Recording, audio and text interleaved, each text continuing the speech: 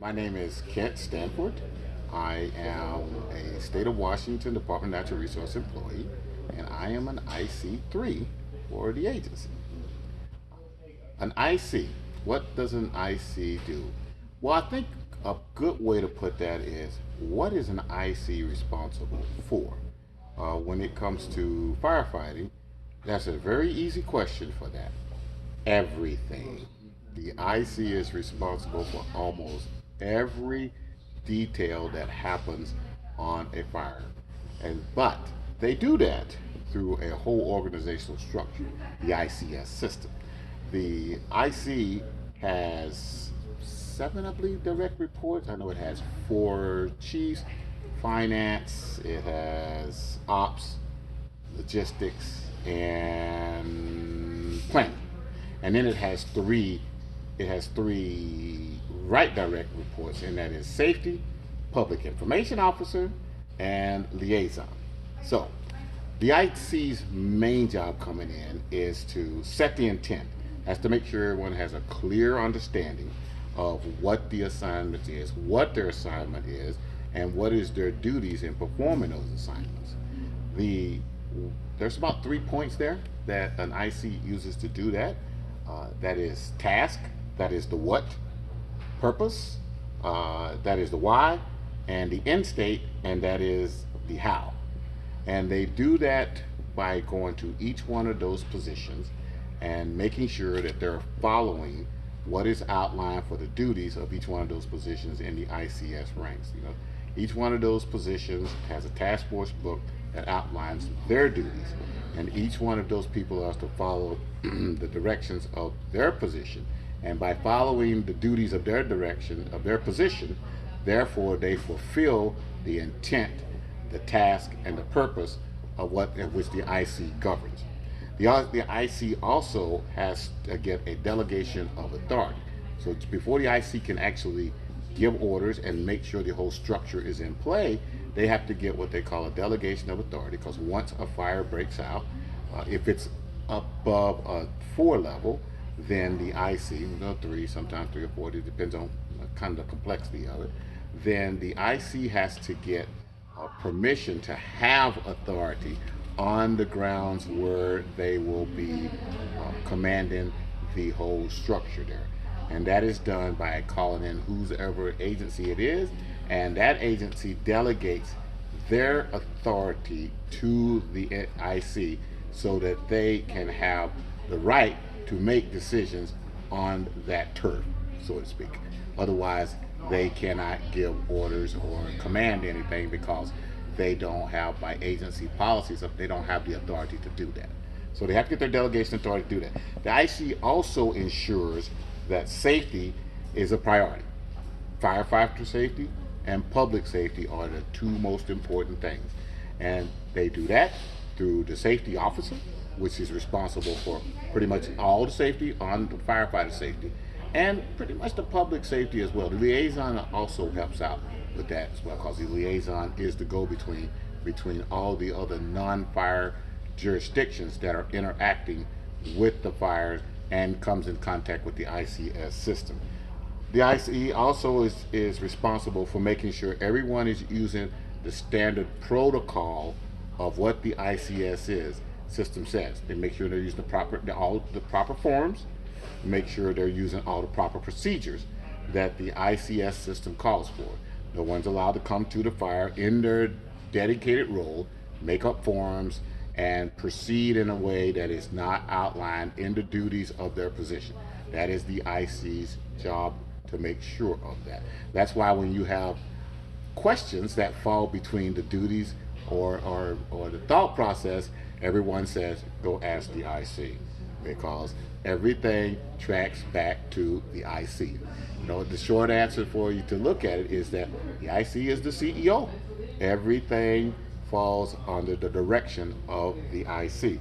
Another aspect of it is maintaining command and control. And I think that's probably the most outspoken one that happens with the IC, or the one that people look for the most and they see on display the most, is the command and control. When we do the morning briefings, they get to hear the IC speak. All the when we have our general staff meetings, the IC always approves plans and always is generally the last one to speak. That's all set up in preparation for folks to understand that the IC is the commander and that the IC has to maintain control. IC can also step in any of those facets of the organization when it's running and redirect any of the subordinates under their command to do something in a different fashion or to do something in a specific fashion in which is something in the way they would like to see it. Generally, everyone follows the intent of their duties, so that's generally not needed. But on occasions, the IC does step into any one of those sections and redirects their duties or approves their plan. Just as the public information officers always bring the message to the IC for approval, that is part of maintaining that span of command and control. The IC is also responsible for ensuring the transfer of command. That's why when we transfer into another team, there's a whole transfer packet put together. The IC is responsible for making sure each one of the sectors does their part to transfer the things that they've done, the duties that they've already seen through, and making sure that the incoming folks or the outgoing folks are up to par on how things have been run and how things possibly should be run going forward.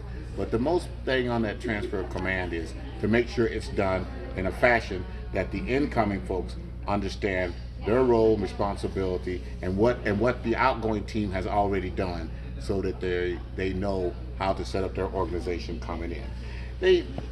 They do that through the IC does get some guidance. They got a document called the WIFSIS document that helps with technology, geospatial data.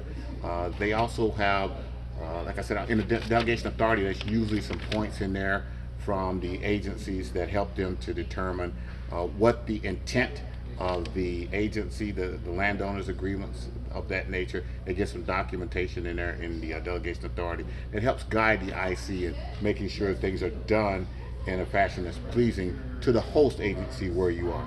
The IC also develops the objectives. I know people look and says, "No, plan do all that." Well, plan does. That's their chief duty is to quantify those objectives in writing.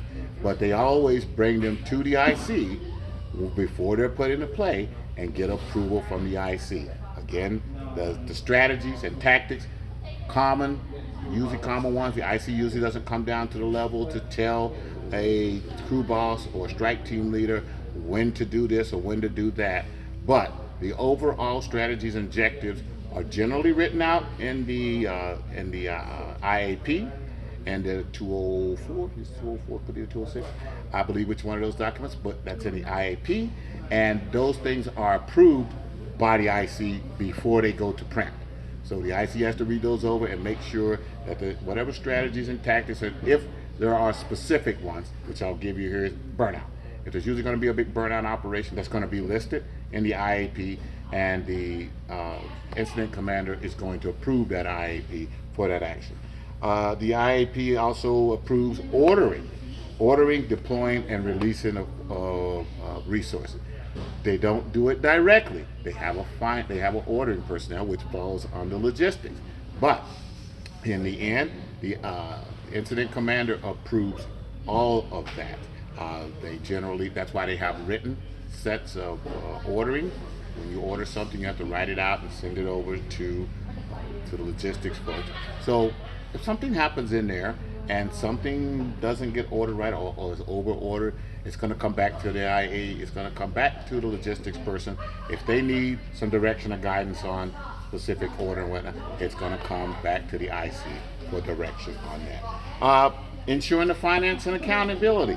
Yes, we have a finance section chief which carries out the duties of the position, but the overall financing and accountability are in line to directly under the IC. We have a finance section chief which reports directly to the IC, and so again, all missteps or all great accountability things are all directed at the IC. The IC in the end is responsible for all of that. So the IC also when they step into any kind of organization, if you order an IC, they assume command of everything, and they are responsible for that command up unto their level of qualification. If they feel whatever organization that they're commanding or fire they're commanding is exceeding their skill level or their organization, they are to release their command to a more qualified incident commander that has a higher level commander, such as a 3 or a 2 or a 1.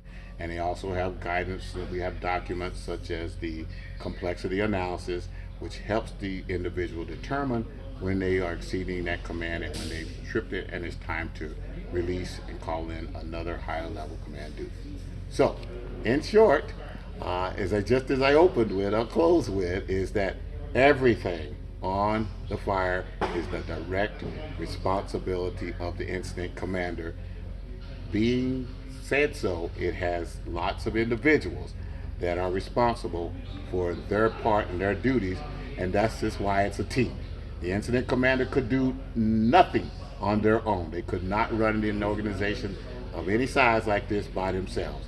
That's why we must have qualified individuals, but the IC is responsible for making sure those individuals are qualified and that they carry out the expected duties